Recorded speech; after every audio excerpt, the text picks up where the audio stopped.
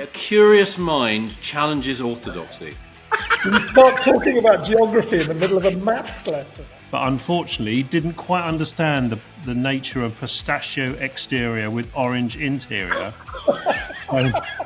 Unarmed, with the exception, this is the bit I like, unarmed, with the exception of six, count them, forward-firing grenade launchers.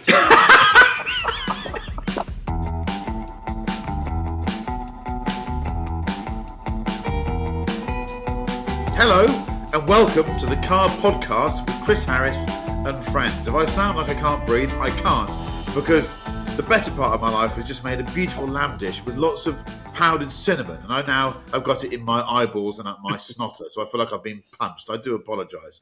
Right, this week we start with an interesting one for the nostalgics amongst us. And let's face it, most people that listen to this trot are all about nostalgia because we think that the world should look like Dad's Army because we're sad old bastards. One of us proposed that we all love a tax disc. I'm going to open the floor straight away to Chris Cooper and say, eulogise about the disc of taxery. So, this here, for those watching in black and white, is a large A4 folder stuffed with motoring goodness.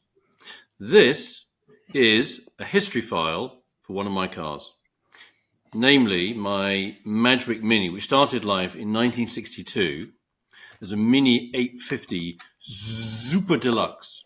Do you know what makes a Super Deluxe super? Speedometer. No. When you undo the boot lid and it goes down bottom hinge. You've got a cable. The number plate tilts downwards so that it's still visible from the rear of the vehicle. So you can have an extra large picnic hamper. You can have an extra large picnic hamper on your way to a lovely little picnic site in 1962, hence Super Deluxe. In that history file, Jesus Christ. I didn't hear that. It must have been funny. At least one person's laughing. Anyway, in that history file, I found, I actually looked at it today, a whole bunch of tax discs. Whole bunch of tax discs, including one going back to February 64. It's like stumbling across a pile of birthday cards to your kids. It's just a lovely, wonderful, nostalgic moment of you go through them. And I sat this afternoon when I got back after being at Goodwood, which we'll talk about later. And I went through these and you look at them each and you think the date and you see where they were stamped. And it's like going through, it's the ultimate nostalgia. I would say tax discs are the birthday card to our cars. That's what they are. There you go. And it's just the sense of warmth and well-being. I hadn't realised I got these. I thought I must dig out this large and commodious and juicily fat history file. And all these taxes came out, including one from February 64, which I think was issued somewhere in Middlesex, March 63. So I think they are right up there with things that make us all warm and fuzzy and happy about our passion for cars, tax discs. Interestingly, under the heading of, are we all going digital? Boo-hoo in the modern world. With my Motorsport UK hat on, one of the things we're doing at the moment, and we have been doing in the last few years, is trying to digitise the sport. And one of the early things we tried to do was digitise certain licenses. So in other words, you wouldn't have a little plastic thing, little credit card thing you put around your neck. You'd have something on here. Lots of people complain. Yeah, exactly, like that. Oh. Though that's clearly not yours. Like Spock in that. Do you know that? Sorry? You look like Mr. Spock in that picture. Put it back up. Or Freddie Mercury. Also, for people that listen to this, you can't even see it. But I don't like Mr. Spock. That looks exactly like Leonard Nimoy, doesn't it? Well, when he was, might have been when he was 12. Anyway, the point being, when we did that, lots of people complained, said, no, I still want the actual physical plastic card. So this year, fingers crossed, all of you 60,000 license holders in the UK, we're about to implement a completely new platform to digitize everything, but we said you can still have an original plastic license, and I think tax discs are like that. Birthday cards to our cars. There you go. Beautifully summarised. Neil Clifford. Wow, look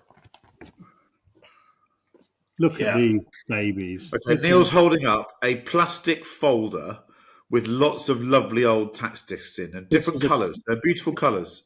Are they laminated, Neil? They're in a little plastic. You know, you can individually take them out. Look at that. Yeah. What do the colours mean, Neil? Well, you know what? I never knew the colours. I think they just changed them every year, didn't they? So if you had a red one, and then the old traffic warden could do you over because most people's are blue, you know. But actually, the colours are beautiful. And, they are lovely.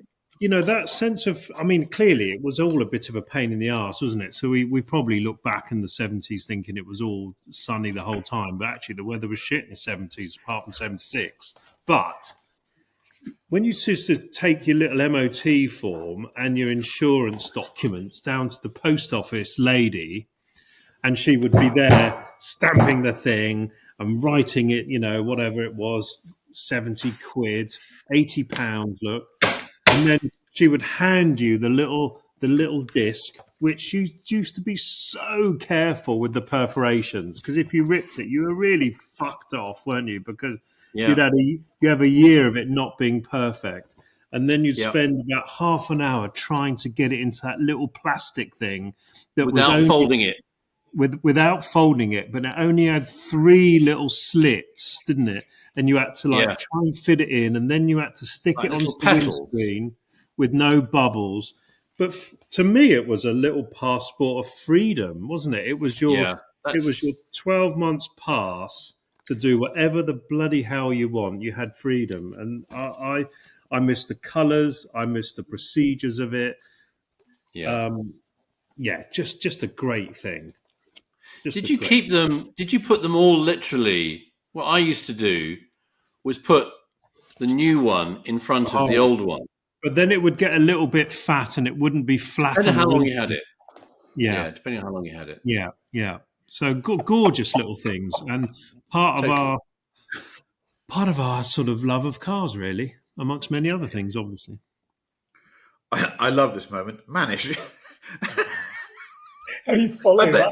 They got rid of them by the time you bought your Manish, like some of mine, or Neil. I love this. You know, when you just held them up, Neil's tax discs in those individual pockets look like some trillionaire stamp collection, don't they? I mean, that is loving. Each one in an individual pocket. And it reminded me they were probably printed to the same sort of standard as a Bank of England £10 note, weren't they? Yeah, beautiful. Somebody sat down and got the colours. They were exactly security, right. probably done by the same people. Yeah. It looks incredible. Like, I just had my thought about this today. I got my Audi back from its annual service, and I had the thing completely painted and all the scratches taken out. It's been cleaned, and I actually spent today with a little bit of time this afternoon with a sponge, putting beeswax into the leather because I just wanted it to look really real. And it was such a lovely feeling, the smell of sandalwood and beeswax. And I noticed that on the windscreen, on the left-hand side, I still had the magnetic ring that I bought, because I always had one of those pockets. Yeah. And those pockets used to drive me mad. I never liked the pocket. I just never liked it. And once going into a BP station, they had a two-part frame. So you stuck the frame on, and it had a magnetized bit at the back, which was exactly the size. And so as long as you got the perforations right, which you said, it's a really tactile moment. You have to be very careful. You'd pop it in, and then you'd put the back on, and there it was for a year. And I realized this car, it's 17 and a half years old. When was the last year of the tax disc, the paper tax disc? I don't bloody know. That's a good question. Probably about 15 or 16, maybe. I think it's about 14, 15. Yeah, so basically, this car for 9 years has not had a tax disc. I'm really anally retentive about it, but I haven't removed that ring. And that just tells you everything that you need to know. You know, go on. No, sorry, I was going to sorry to interrupt you. Is it acceptable? Because I'd forgotten the bit about those little sort of slightly plasticine little cellophane petals in the license holder. You had to sort of somehow there were three. There was cut in three like a Mercedes badge. Exactly. Yeah. But at the time, and probably previously, certain aftermarket motor accessory or factors retailers would sell you a slightly over-the-top sort of plastic metallicized looking thing. I always thought they were a bit infra-dig. I agree. Yeah, you used to get them with the dealers. Sometimes the dealer gave you one, like a bloody Hendy Lennox one, or a Dick Lovett Caffin. Yes, and they were not. It was the classic plain one with the 3 slices in it that was the best one. Yeah. So what I was going to say was that there was the actual act of renewing it, going and picking it up. You're absolutely right about I think the birthday analogy is absolutely spot on. And would you buy someone or order someone a birthday card by direct debit that just repeats every year? So Chris, actually, I didn't know you could do that. Can I write that down? From someone just on autopilot. I think you're quite right. There's an actual act of going out there and saying, "I love you, car, and I'm going to buy your tax disc today, and we've got another year together." Yeah. It was also quite good fun, wasn't it? When you walk the streets looking at cars and looking at, I don't know, the speedos or the size of the accelerator pedal or the other weird stuff. Number of exhaust pipes. You used to check everyone's tax disc, didn't you? You'd see. You'd just see, yeah. You'd just notice, wouldn't you? You'd be looking. Oh, he's up this month. Oh, I hope he's remembered. Or true. This is true. The tight bugger. He only paid for 6 months. Yeah. Oh my God. Yeah. So it's clearly a lot less aggro nowadays just to do it bloody online, isn't it? But it was a nice little procedure. Have a little chat with the lady in the post office. Yeah. I'm going to say something that will shock you. I'm going to be Neil Clifford. I couldn't give a shit about the things. I don't miss them. They remind me of a process that I hated because I never had the right bloody paperwork. I'd lost the insurance certificates. I'd always try and get the Haymarket General overall insurance thing and try and get away with it. And then I had to go to 8 post offices to try and blag my way through to get some tax on my car. I never had enough money. There was always a freaking problem that exposed the fact I was being a bit wide. And I'll say this guardedly, but if you were in any way traded motor cars in the 1980s or 90s, you probably had what you called your tax disc, which let's say lived in several vehicles because you just stuff it in the holder and away you go after you bought the car because you didn't, ultimately you didn't. No one was going to stop and see what was written on the tax disc, were they? As long as it was the right colour. No. It used to be one of those little sort of actually fraudulent dodges that those of a certain dispositional mentality working in the motor trade who had received in part exchange a used motor vehicle still taxed, they would take the tax disc out, go down to the post office, get the cash, and I'm sorry to have to share this, pocket the cash themselves. Oh yeah. I mean, it was a. I mean, I'm totally torn by this. It's a paradox because on the one hand, I like the fact the analog world allows for a bit of just human distraction and nonsense and getting things wrong. So if you've got to go somewhere, get a piece of paper, deal with a human being, you can probably blag your way around, or you can. I'm not talking about not being insured. That's not the case at all. But the problem with the modern procedure is you're right. It's cold, it's empirical, and there's no leeway at all. There is, you're either taxed or you're not. That's it. You're done. Yeah. And I used to love seeing motor traders that would turn up with, not with a sheepskin, but they have a coat. And I reckon if you late 80s, early 90s, if you asked what was in the right hand pocket of the coat, there'd probably be a Zippo lighter that was from Marlboro because they gave them away free if you had enough tops from the packets. You probably had the male part of a seatbelt because none of them wore seatbelts. You'd put it in the seatbelt and stop it pinging, but you wouldn't have the seatbelt on, and they'd have a tax disc so their journey home they wouldn't get any either from the Rozzers. Yeah. And I suppose that side of the Arthur Daly side of the motor trade I've always loved. I know it's more efficient now. So I have a, even though I do love sort of government stationery from that era, I just think it's much of it was imaginative, beautiful. I'll go around the world and look at the equivalent of a tax disc in any other country, and they just weren't as beyond clever number or plates beautiful. sometimes, wasn't it? Or they were just like a sort of printout that you stuck in the dashboard. Yeah. There was some love that went into these in the way that look at those. they're lovely. I know. I'm with Neil and Mr. H, and you know I love you.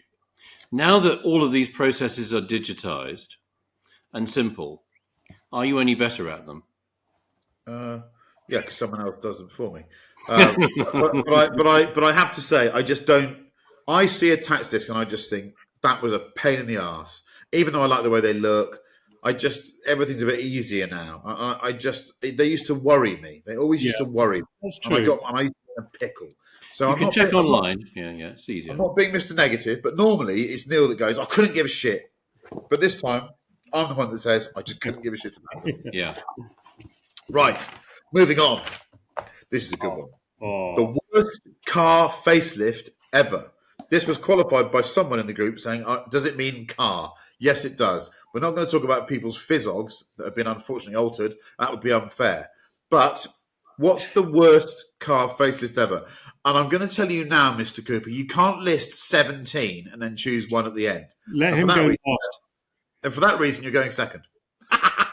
Neil Clifford, what's the worst car facelift ever? I'm going to leave the most obvious one to Manish because I hope he's got it. Oh, and it involves a wedge. So I do hope that you normally choose this bloody car. To be honest, if you don't choose this car for this, then I'm disgusted. Yeah, particularly after all of that. Yes, but I'm going to say something more controversial than discussing Brexit with your UKIP brother that I often do. More controversial than probably going to be the American election result. I'm going to say that the 996 Gen 1 headlamps, wherever you can see that. It's moved. The photo's gone. Oh, bollocks. Is better than the 996 Gen 2. They tried to fix it. It's actually better, the first series. And I never know which one is the fried egg. Frankly, they're both fried eggs, aren't they? But no, the Gen 1 is the fried egg. Yes, but the second one just looks like a broken fucking fried egg. It's got that weird dip. It's got that weird dip, like someone's pulled their eyelid down. Don't do that. Oh, yes. It has got that going on. Yeah. Oh, and everyone said, oh my God, they fixed it. Because there was obviously a repulsion against 993. Oh my God, Vidal King has ruined the 911 because it's faster, it's lighter, it's better, more reliable. And there was a whole emotion about the sort of death of the 911. Of course, it was a brilliant car. But that headlamp, which had so much sort of drama attached to it, to the fact that they had to go and change the whole bloody car. They didn't change the whole bloody car. They just changed the headlamps, and they made it worse. It's much uglier, the old Q-If eye, isn't it? So definitely. By the way, this has nothing to do with the fact that Neil Clifford recently bought a Series 1 996 Carrera. He's in no way looking to bolster residual values. No, but if you look at 986 Boxster now, it's beautiful. It looks like the prototype, doesn't it? It's a gorgeous little thing. And actually the Boxster, in my view, is still a brilliant car, but got gradually worse from the original. So I would leave Manish to do the most obvious one, but I would say 996 Gen 1 is better than 996 Gen 2. I like that bit of controversy. I like it. So it's not the worst facelift, it's the best facelift. Well, the facelift made it worse. As you were. Oh my Lord! Here we go. Someone getting another cola. Right, Manish. Which Lamborghini Countach are you going for? I'm so screwed. I'm not going for the Countach actually, and I'm not going to go for the Honda NSX either. I'm not going to go for that. Although I thought that was pretty hideous. That facelift with the goggle eyes. Little bubble eyes. Never liked it. No, the one I think the Testarossa to the 512 TR transition is one of the ugliest things I've ever seen in my life. You mean 512 TR to 512 LM, surely? Sorry, I mean 512 TR. Sorry, to 512 M. Jesus sorry. Christ, I just Sorry. No, you're right. The Testarossa to the 512 TR is beautiful. Very little subtle. No, it was the Testarossa to the LM. What did they do? What did they do? It was 512 the M, you mean? I'll correct myself there. It's 512 TR to 512 M Modificato. I quite like that. It had an ugly mouth. It had ugly eyes. And I showed my son the wheels. The wheels were bad. The wheels were bad. Yeah. I showed my son a picture of this car today, and he said, "Dad, that looks like a Greenland shark." And I will send you a photo. Did you know it's the world's longest living vertebrate? They can live for up to 500 years. There are Greenland sharks out there 512M. that were around when Queen Elizabeth I was what? There's facetiousness there. I think I agree, and it was Sergio, I think, as well. So effectively, I think he was probably told by the powers that be, make it look a bit more like a 355 at the front, give it a 355's mouth. And it had that sort of weird. It was like applying the shapes of another car to this car. It had, but the engine was special because get more power out of the flat 12. It was the most powerful flat 12 they ever made, up at sort of 430 horsepower, 440. It had titanium rods in it, like a proper engine. Yeah, spectacular things. But they do. I mean, the wheels were. Who signed those off? Yeah, the wheels. Luca. Yeah. I agree. Yeah. I agree with that one. That is, and I think when we all saw it in the car magazines, we went, "Well, what the little sticks has gone on here?" So I'm going to give you that one. Did they sell? I mean, but that was more because 93, 94, no one was really selling many cars then. Right. So it is a rare beastie, special thing to drive. Yeah, but they look like. That's the 512 Modificato. Yes. I quite like that. It was actually called the F512M to bring it in line with F355. Yeah. So, Chris Cooper, what's your least favourite facelift? I had to reread it because I did think I was going to put Michael Jackson. That's not right, though, is it? No, it's not. No. So it's an interesting one. When we were younger and growing up, facelifts were universally seen and accepted amongst my admittedly small group of fellow nerds as the facelifts were always nicer. But you look back to stuff in the 80s and most facelifts were a bit shit, actually. And I got to thinking, well, actually, are all facelifts shit? Really? Because they're driven by commercial desperation rather than engineering or design aspiration. In other words, can I add one thing? I totally agree. You add one thing to that. I think you have to acknowledge there's a purity about the design work of a car, and if once you've signed that off, that was the first attempt at that car and that shape. If you go and revisit it, you will apply other influences. Will contaminate the purity of that thinking and that work. I don't think that's added to what I said, but I don't disagree with you. Sorry, man, go on. 6, yes. That's the best facelift ever. Carry on. Go on. So it's the motivation for many facelifts, if not all facelifts, which I think is the source of their downfall. I think there is one that has gone better. 2009 California was gopping, but the Cali T, I think, was a definitely improved facelift. You know, you are asking yourself the wrong question here. Yes, he's read it wrong.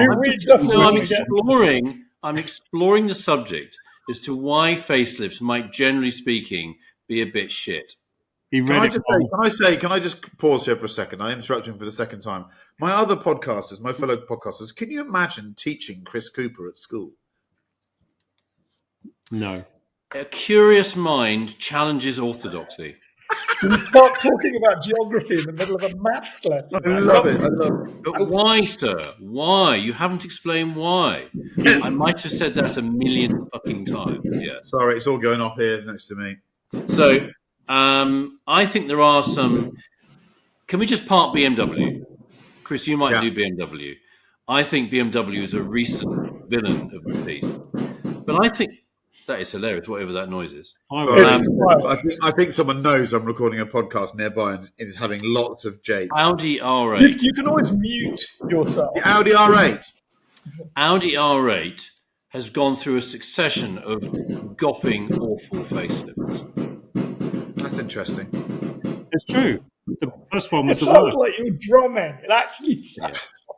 Whoever it is, it's a good gag because it is literally a yard outside my house. Very good.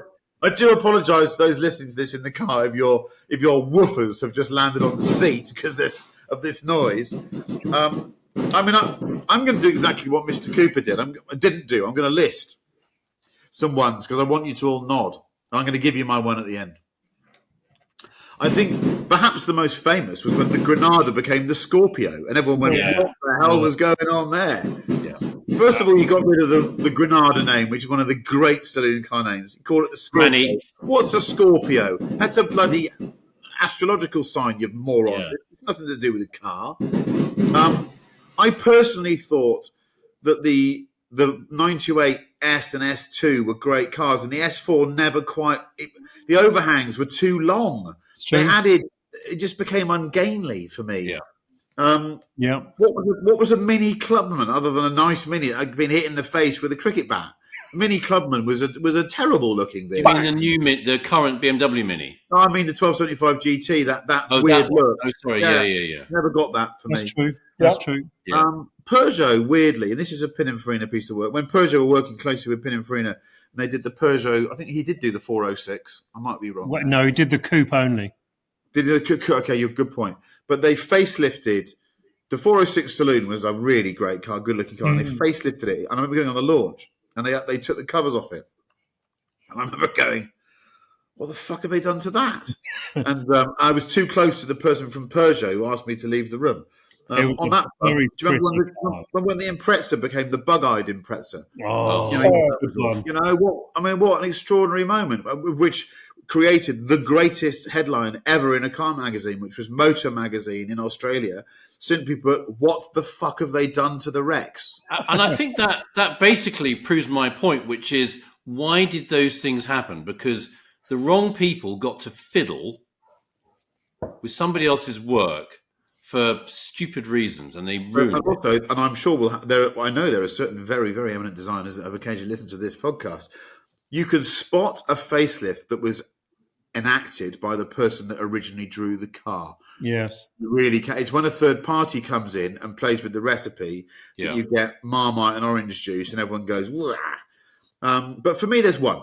There's only one that killed me because it took one of the most innovative pieces of design that was very, very polarizing at the time. I know what they did. And they tried to make it look like a normal car, and it ended up looking like a sort of a kitchen utensil that you saw it on a shelf. You'd wonder what it was for. And that was the Fiat Multipla of 1999. What a cool looking thing with its wacky sort of, is it the Animal Mob headlights sort of set on every corner of the car? And they just put this sort of corporate Fiat face on it. And it looked absolutely ridiculous to me.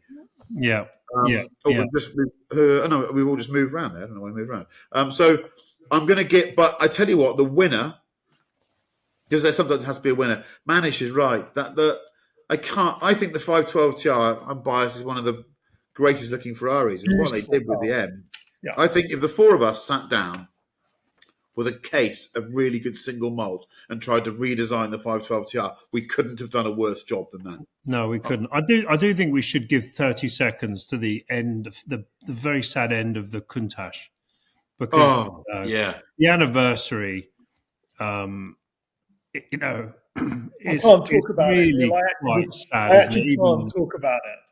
Even like Elvis in his Vegas years. Even though it's Pagani and it's a better engine. whatever. Go on. Sorry, no, go on. No. I mean, a lot of people say technically it's a better car because it's the most powerful. Pagani did it. It's got carbon fiber and modernized the dash. The seats are better. The gear knob's better. But God, it's fucking ugly.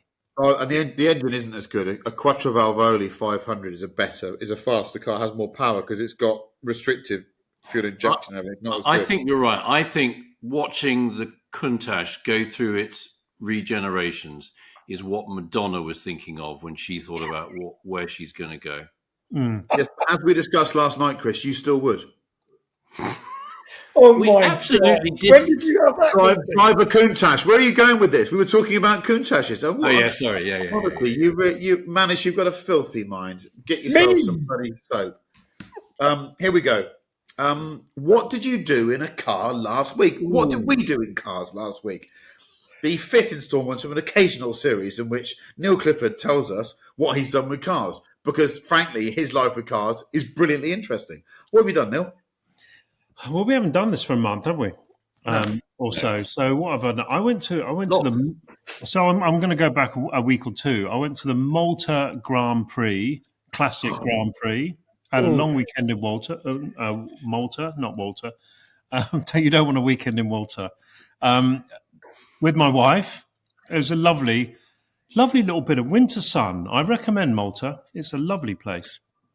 And basically, it's like wacky races, this event. Not one of the races got completed. They are all mad and just crashed into each other. And there was red flags everywhere. We'll come and talk about there were more red flags than the Formula One this weekend. It was mental, but I recommend Malta. I went to the Bologna, which I know Manish did too. I went to the Bologna Classic Car Show that used to be in Padova. It's now in Bologna. That's a lovely little event, so I recommend that. What else did I do? I sold 2 cars. I think we've lost Johnny. I bought 2 cars. I don't know whether you can hear this because all Chris Cooper, what did you? Here we go. So Neil, yes, did I freeze? No, we totally lost you there. Yes. So, and I don't know what. I think we'll assume it recorded you because your each device records individually. I was still talking. Yes. So, so the listeners will have your stories of Malta, which sound fantastic. What else have you done? I went to Bologna Classic Car Show, which was really good. I sold 2 cars and I bought 2 cars, so that's really good. What else did I do? Can you tell us the car that you sold that you'll miss the most of the 2?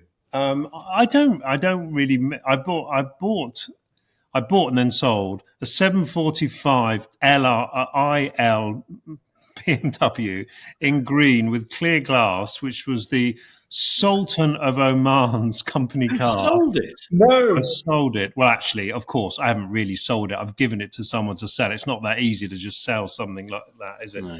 With the one-off denim interior, I mean, that's going to fly out the door, isn't it? And then, can you point us to where it is? Because I'd like to go and look at that myself. It's on an amazing little website run by Christian called Heel and Toe. Oh, it's at Heel and Toe. Okay. I bought a car for my son, a 4x4 Panda, some special edition. But unfortunately, he didn't quite understand the nature of pistachio exterior with orange interior. So unfortunately, that got rejected by the whole family. So that's also gone back to good old Christian, who's lovely, and everyone should buy cars from him because they're frankly much cheaper than everywhere else. And then, so those are the 2 cars that I sold. And I've broken down a lot, and my suspension blew up on my Range Rover, so that can't even be driven because it's upside down in my garden. There's been a lot going on, actually. You do any work? No, I love doing this. Manish, Manish, what have you been up to? I went to the Bologna Motor Fair as well. And for all of you playing beer pong, I went with Luca Montezemolo. There, 1 strike. There's 2 to go. I'll get them in. I saw the most stunning Maserati Mirror, the most stunning Maserati Bora. I saw the most beautiful Maserati Ghibli. So you can see where my mind is at the moment. Yeah. Maserati seems to be doing whatever. And the other thing I did in cars was get a little update on Lola's progress from the wonderful people at O'Rourke's. And various things have gone on, but the coolest thing by far are they have an embossing process for the prancing horse, which is on the 4 headrests. They can't do that in-house, believe it or not. So they send the leather away and somebody does this reverse stamping. So the horse actually sticks out and caresses the back of your head rather than gets embossed into the leather. And I got some photos of that, which we can probably share on this. And I've just got, what have I got? 4 months more to wait. Am I going to make it? What's the monthly bill? February, they're thinking end What's February. What's the monthly bill rate, Manish? I'm sorry? What's the monthly bill rate between now and then? Substantial. Yeah, but it's cheap. It's cheap. I love it. Chris Cooper, what about your car week? I've done loads of lovely things. So last week, I had a beer down in Cornwall with David Richards, who's the founder and chairman of ProDrive. So most people know what ProDrive is. Drive up the M40. It's that big beacon of British motorsport wonderfulness. It's there. I'm just holding up a book. This is a book. It's a limited edition thing, which David has very kindly given me a copy of. And it'll be in our reception. If anybody would like to see it and look at it, and it is lovely. It's a weighty tome. It'll be in the Challenge Consulting office reception, viewing by appointment. So we had a lovely beer, and we raised a glass to ProDrive. They had a fantastic dinner at the RAC Club last week and a big shindig in Banbury a few weeks ago. So it's the 40th anniversary. An unbelievable British success story. And I did say to him, David, here's the next 40 years, at which point I think he might be about 106 or something. So maybe or even more. So anyway, so that was really nice to celebrate a fantastic British automotive motorsport success story. We had a lovely time last night, the 4 of us together. There was, Chris, you put a little thing on, and Manish, you're probably going to talk about that. But the last thing I want to talk about was it's another trip down memory lane. I was at Goodwood today with Cameron. It was a track day run by SwiftTune, those people that make those racing mini engines. Nice. That was around at Goodwood. And it was quite, apart from the track day, it was quite quiet. It's really nice to go to Goodwood when there's nothing else going on.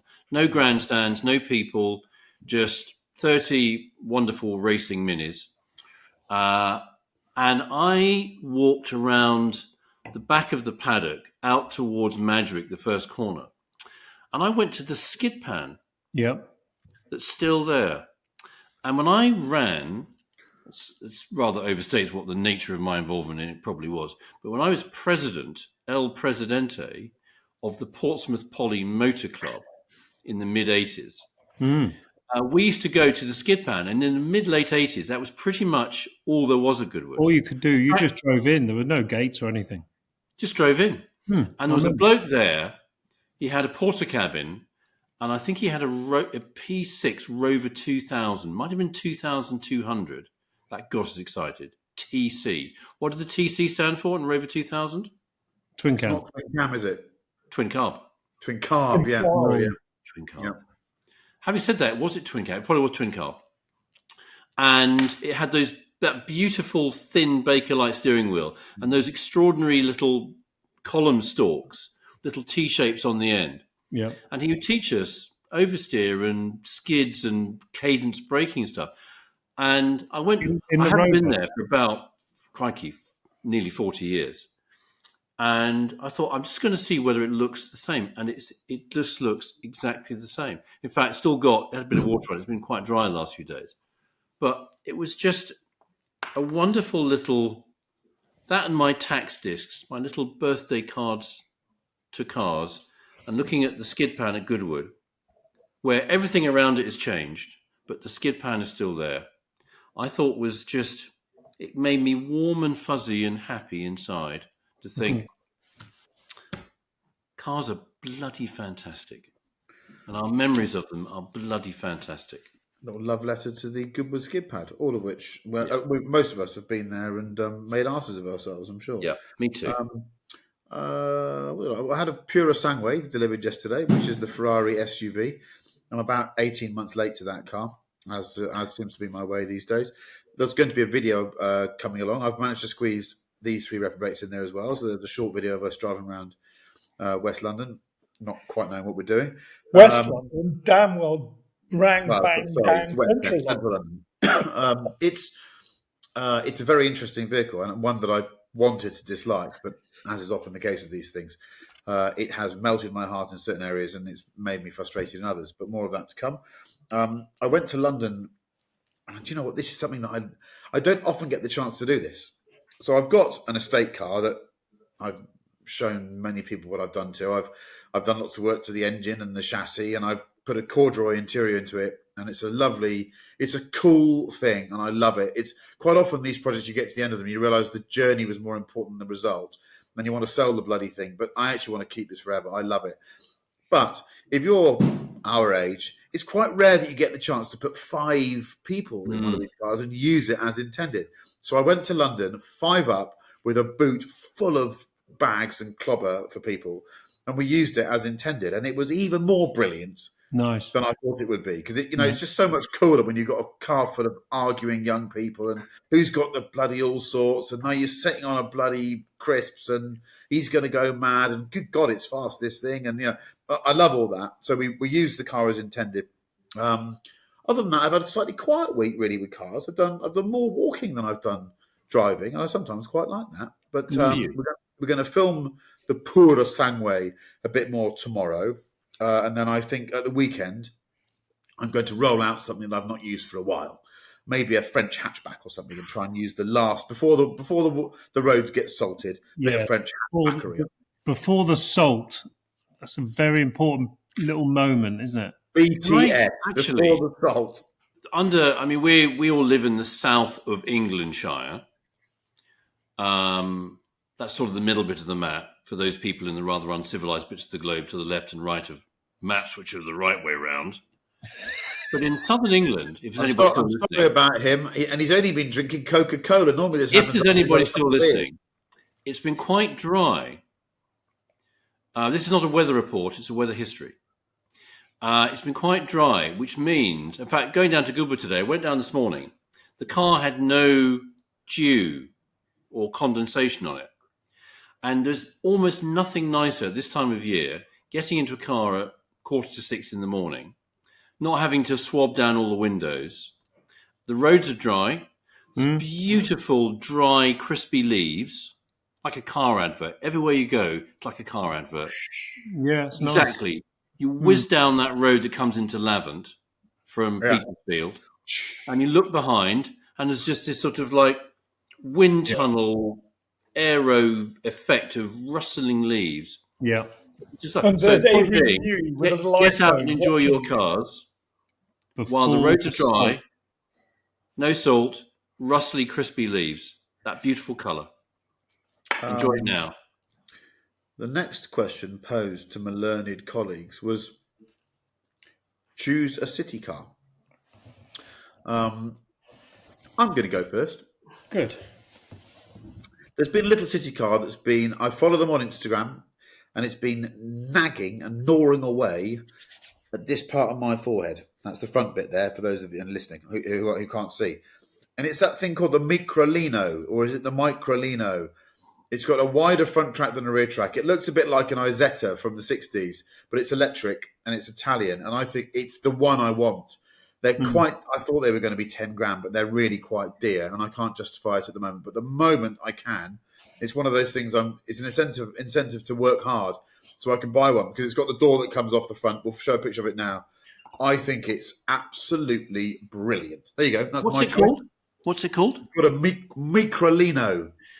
Is that the sort of thing that's aimed at people who would, when regarding that electrical clever heating device in the kitchen, would call it the microwave? No, it could be a Microlino, but I wouldn't want to split the way that I pronounce that vowel. It can't be a Microlino and it can't be a Microlino. Okay. So I got to, because I think that's weird. I want to give uniform importance to the vowels. Is that right? Yeah. Good. Okay. So, but it's a really, really cool thing. I love it. So, Manish, what would you have a city car?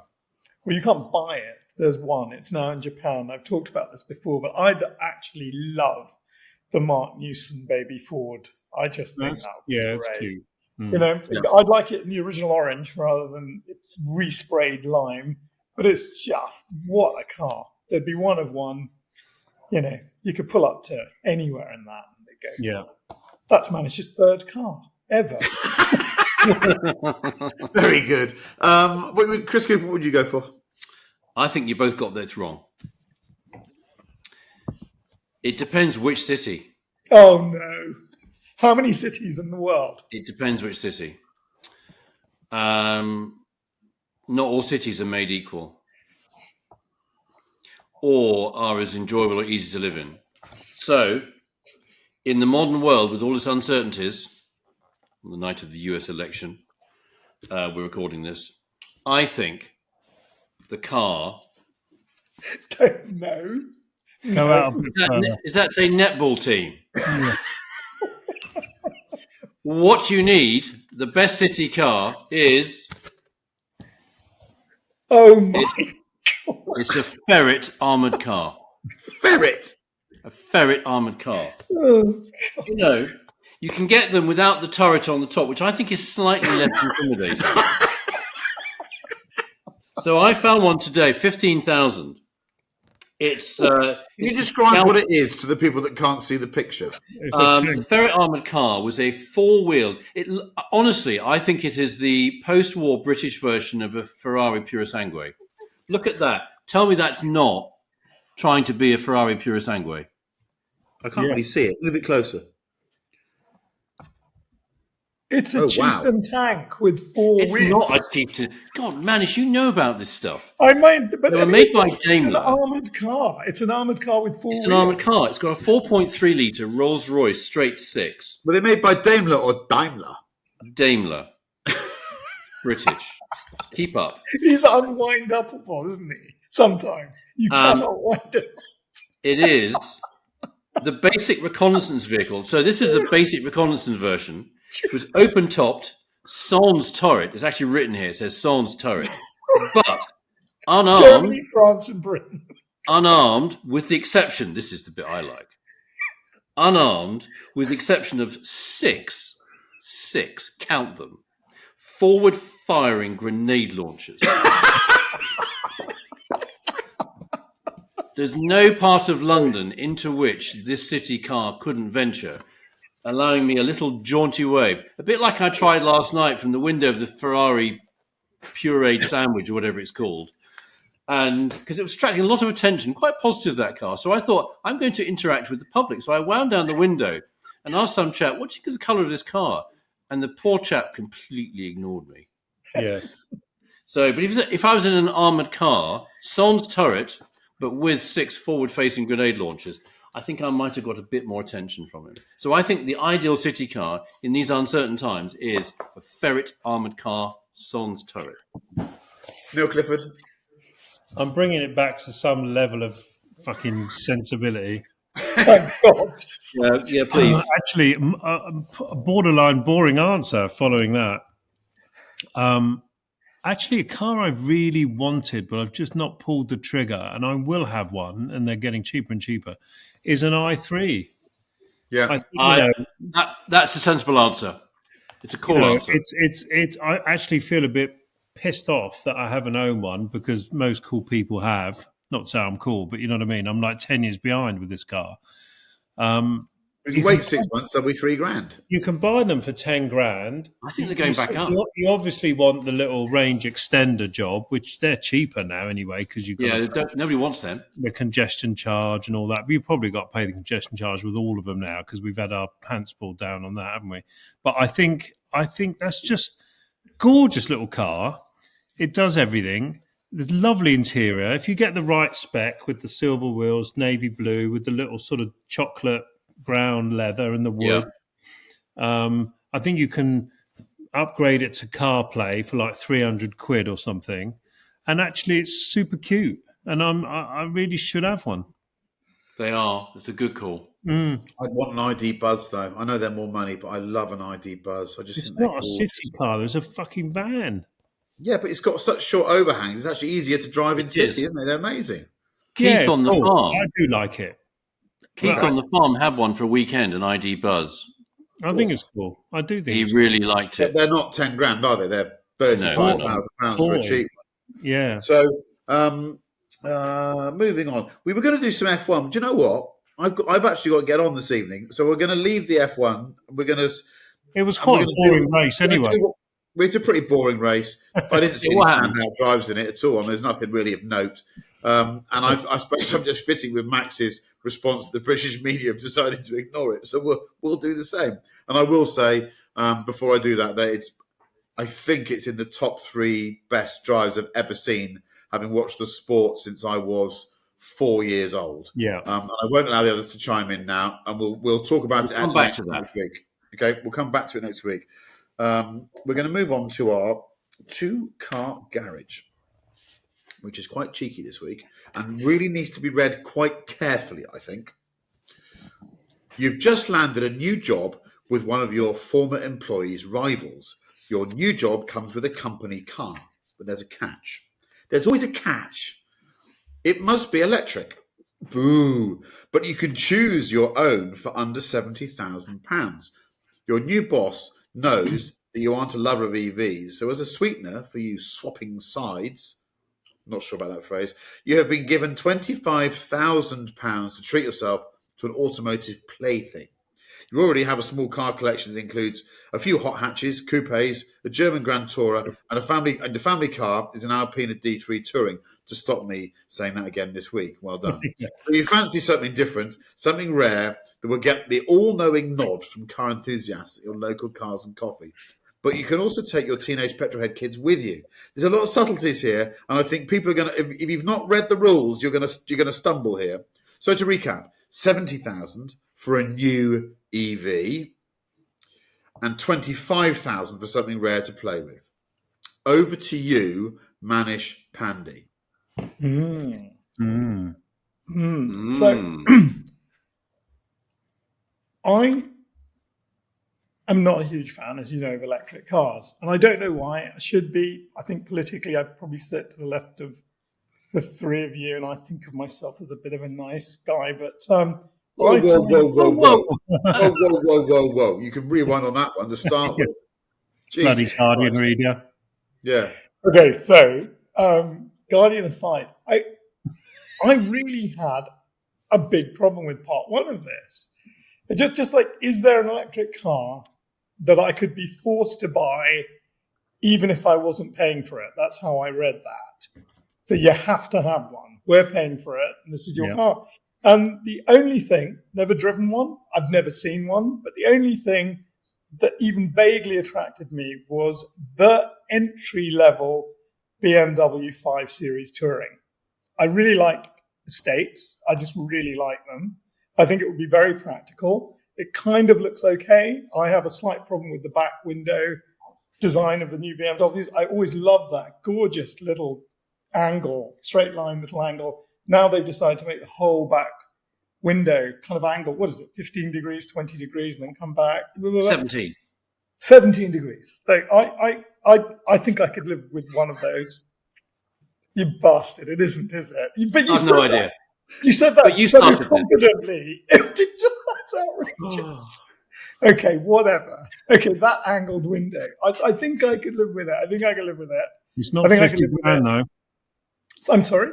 It's not 50 grand, probably, though, is it? No, 70 is the top limit. Have a look, 69,995, the base. Yeah, but you haven't got any money now to buy another car. But for £1,000 less than 25,000, I thought a great car. Chris Cooper, do you remember a couple of weeks ago, you said that a question that we had made you feel quite emotional, and it was about who you really are. And oh, yes. You spoke about the fact, I thought rather movingly, that you're adopted. And the thing that made me feel very emotional, my son's been doing a bit of traveling. He's been away recently, and you miss them when you're away. And I read this, and it said you had 2 teenage. And it made me realize, Nat and I have one. We met relatively late in life. And I will have one regret, unless I marry some supermodel now, to the day I die, which is we only have one. And I was thinking about this. I got all emotional. Yeah, I thought, vanish. if I had two of them, and they were really into cars, and my son's not really into cars. I wish he was really into cars. So I had a son and a daughter, and they were really into cars. And I did go for the odd coffee since I've joined this bizarre group of people. I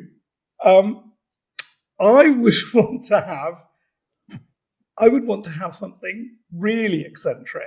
And you know what I found for £24,000? I found a Morgan 4.4 4-seater. Lovely. And I think everyone would talk about that. Have you sat in the back of one of those before? No, that's what your two teenage children do. And they would never speak to you again. Why? Do they get? It's a Morgan, old boy. That's what I'll say. It would be easier to sit them on the sofa and just throw rocks at their heads in the house. I think both fit the bill. I think it's a great looking car. Maybe we live very close to the cafe and walk there. And we must go to the Malvern Links and we can go and see where they're made on the gravity-fed production line. It's one of the great experiences. I have to say, I love the cars. And if you want to go and see you won't see a more passionate outfit, but it's a gravity-fed production line. It's absolutely brilliant. Pure British ingenuity. So, yep, love those, managed. I was being too cynical. Sorry. 4.4. And also, I'm vertically challenged. I can sit in the back of these things. So we're going to go for Chris Cooper, please. 70 grand for a new, because I first read, I thought, it could be a used EV and there'd be lots of quite chunky stuff. We dropped the word new in at the end. I thought I could get away with it beforehand, but it was cleverly written, this. Yeah, it is cleverly written, so it's got to be a new one. So I think a BMW i4 40. Yeah. Not the M1, because you can't have clear glass in the M1. Yeah. Or the M and I see so many of these now. They're selling well, aren't they? They are selling well. And it's basically the old 4, it's like the 4 Series Grand coupe shape. So 5-door hatchback, lovely shape, nice shape. 370 odd horsepower, 350 miles of range. It looks good. You can do interesting colors. Few options. The i4 40 would be about 65, 70 grand. And I think that would fit the bill. It's actually not a bad car. If you have to have an EV, Polestar, I don't know. There's one of the Polestars that looks quite interesting. Doesn't have a back window. It's just got a projecting mirror. Polestar 3. Which would the Polestar's UK headquarters is at Bicester Heritage. And we went round there the other day and I sat in the front of one and they said, this is how the mirror works. Honestly, driving out the showroom made me feel car sick because what you see doesn't feel anyway. So i4, the 25 grey for something rare to play with. I found one of 17 remaining Rover 3500 SD1 EFI. You love these cars. You need to buy one. As they call it, the slow one. No. It's a Vitesse drivetrain. Yeah. With the Vanden Plas squidgy loveliness of all those buttoned-on head restraint. And what was its predecessor called that was the same spec? Ooh. The V8-S. Do you remember that one? That was my dad had one. The V8-S. Yeah. But that was a carb car. Yeah. This one, it's probably single plenum rather than twin plenum. But I found this one, 25 grand. It feels quite toppy. But 1 of 17, 85,000. It looks stunning. And I think how many miles? 85,000. But I think it's probably a C-Reg car, so it's 40 years old. Yeah. So I think 25 grand for something that would sound good, go well.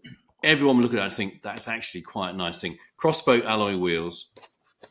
I think that would be Cars and Coffee alongside your Alpina D3 Touring.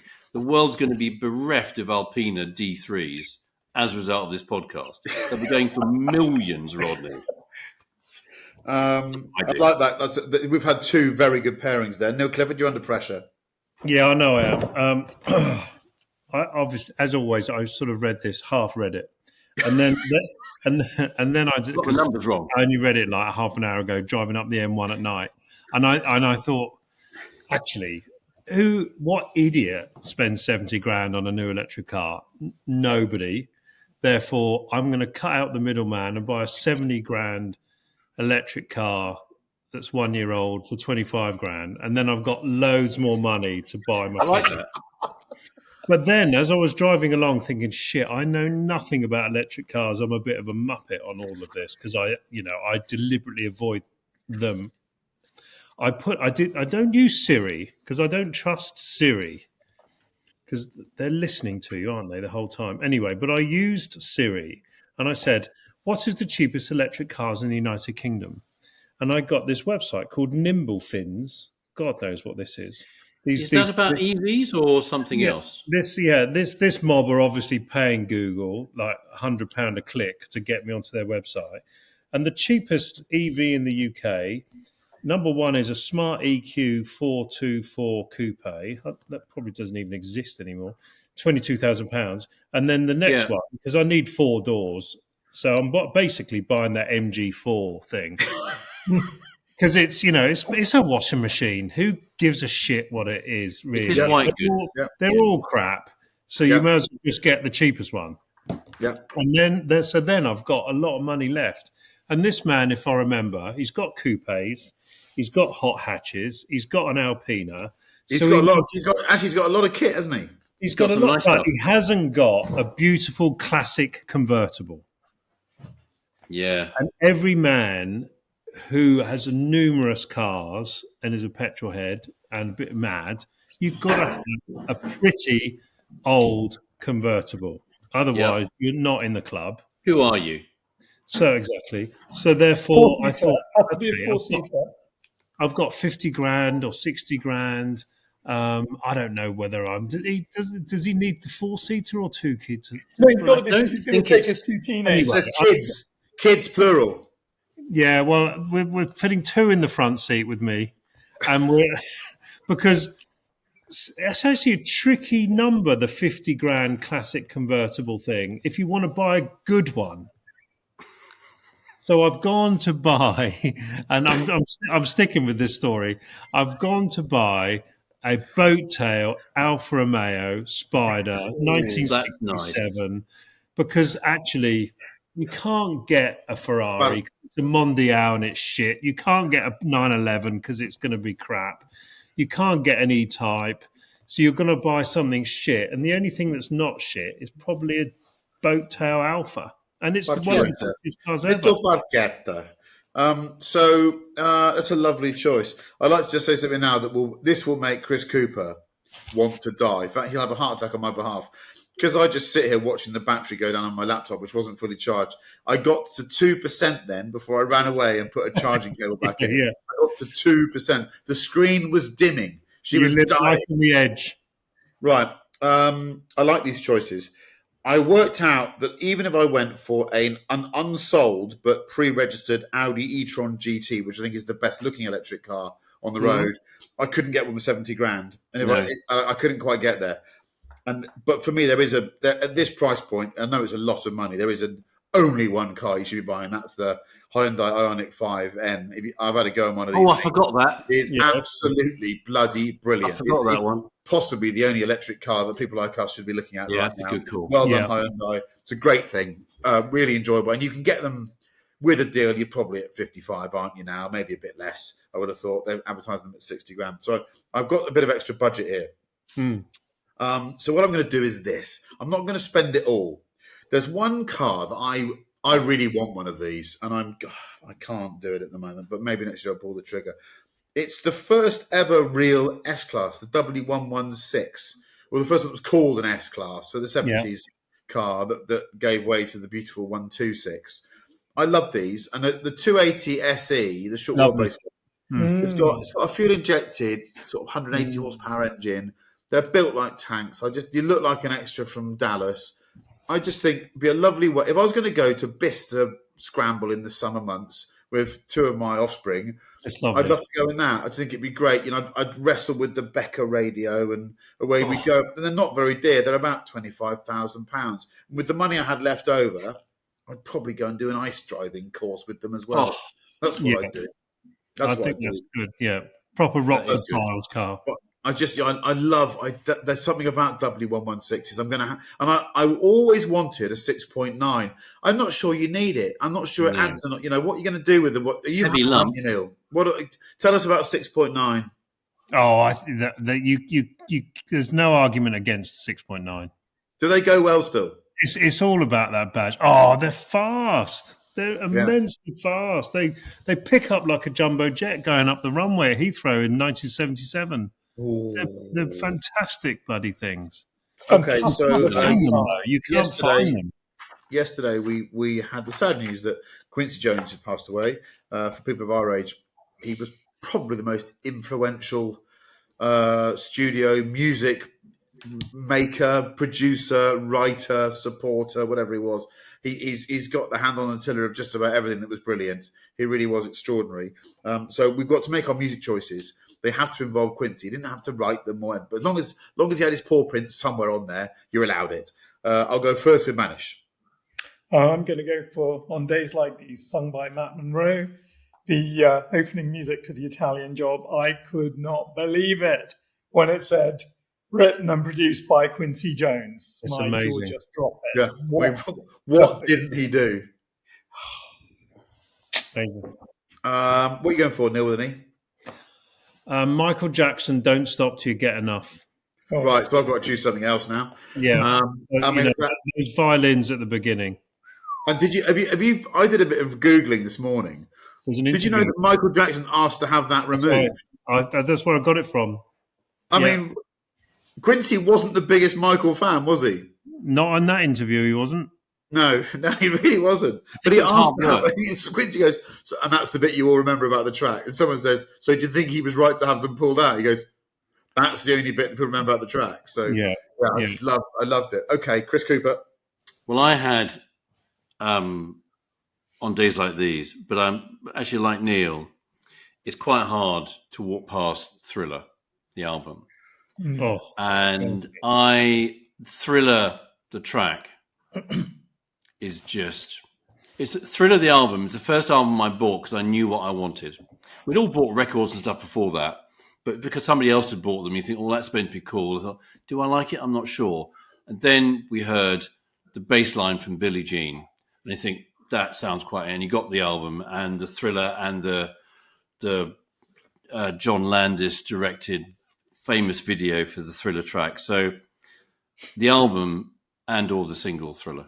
Do you remember you had to wait up at 10 o'clock at night to watch that because the BBC wouldn't show it, would they? Yeah. Thriller. There's a long version, wasn't there? You'd always get the short version, wouldn't you? That's right. I think it was on the tube version. in the end, wasn't it? At 10 o'clock at night or something. That's right. Jules Holland and We recorded it on an old-fashioned VHS videotape and watched it again and again and again. Yeah. Vincent Price. There's a fantastic DVD that I used to watch and bore dinner guests with, like 20 years ago, when I was drunk after dinner, which was a Michael Jackson music video compilation of his best live performances. And I think the one that Billie Jean is an incredible tune, isn't it? Because it was one of those songs that we all sang the lyrics to. We didn't know what the words were. Half of them weren't words, but we knew all the non-words and the squeaks and the sounds and the hee-hees, whatever he was doing. But what was significant for me was that Mobo Awards, when he sang it live, or it was a bit of lip syncing, I think, but he did the first ever moonwalk. The first Billie moonwalk, Jean. yeah. And you go back, type in first ever moonwalk, and the reaction of this crowd of talented people. They're all the most talented musicians on the planet, and they watch this bloke singing like that, and suddenly he starts levitating backwards on stage, and they all just start shaking their heads, going, "Right, he's operating on a different level to us." So I think that performance of Billie Jean, which was obviously heavily Quincy, but when he does the moonwalk, you go, "Okay, this isn't a normal person." Thank you very much to my fellow podcasters. What's your song? That's it, Billie Jean. Yeah. Sorry. Okay. Was it chosen already, or did Chris Cooper choose the whole album? No, Thriller. You chose. Okay, yeah. I want to say thank you to my fellow podcasters, Manish Pandey, Chris Cooper, and Neil Clifford. We will be back to irritate you with episode 11 next week.